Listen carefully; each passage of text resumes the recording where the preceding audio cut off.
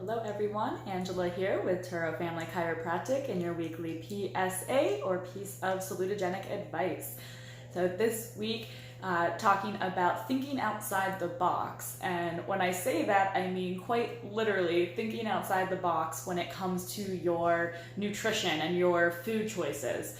So I know we've talked before about perimeter shopping, which is the idea of when you go in the grocery store, you notice all of the fresh stuff is around the perimeter of the store, and then a lot of the prepackaged processed foods are in the inside aisles. So if you kind of stay around the perimeter of the store instead of going inside those aisles, you're generally going to be having healthier whole food choices. So thinking outside the box is another way to think about this, because when it comes down to it, ultimately, you want to be choosing whole foods as much as possible. You want your food to be recognizable. You want to be able to tell where it comes from. So if I'm eating something, if I'm eating an apple, a whole apple, I can see that it's an apple. I know what the ingredients are. It's an apple.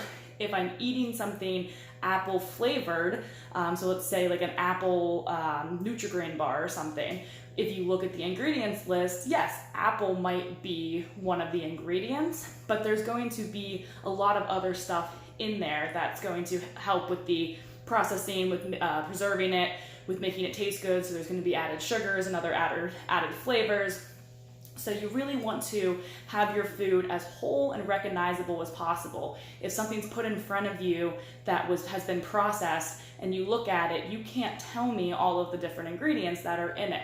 And another great example that I like to think of, if you're gonna go the packaged route, is think of the difference between a Kind bar versus kind of a standard granola bar or protein bar. So a lot of those protein bars come, might be some kind of chocolate covered filling, and the filling's all smashed up kind of thing, so you don't really know what's in it. It might say it's chocolate peanut butter or chocolate cookie dough or whatever, but you can't actually see the ingredients.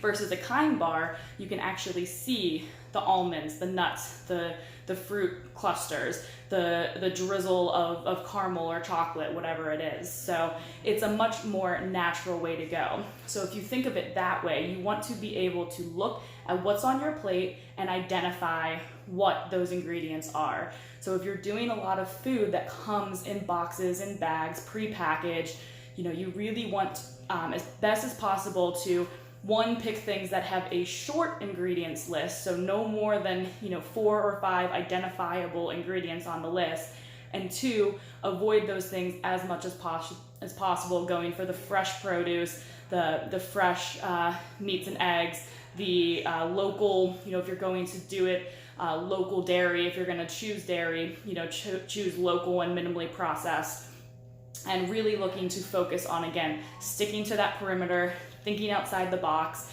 and choosing as much whole, real, natural, nutritious food as possible to give your body the fuel that it needs to give you the best chance of having a long and healthy life. So that is your weekly PSA. I'm keeping it short and sweet today because I got to get back out front. I'm covering up front there. So thank you guys for tuning in. I will see you the same time next week. As always, any questions, comments, please feel free to send them our way. All right, have a wonderful day. It's a little bit rainy today, but still can be a good day. You guys have a good one. We'll see you the same time next week.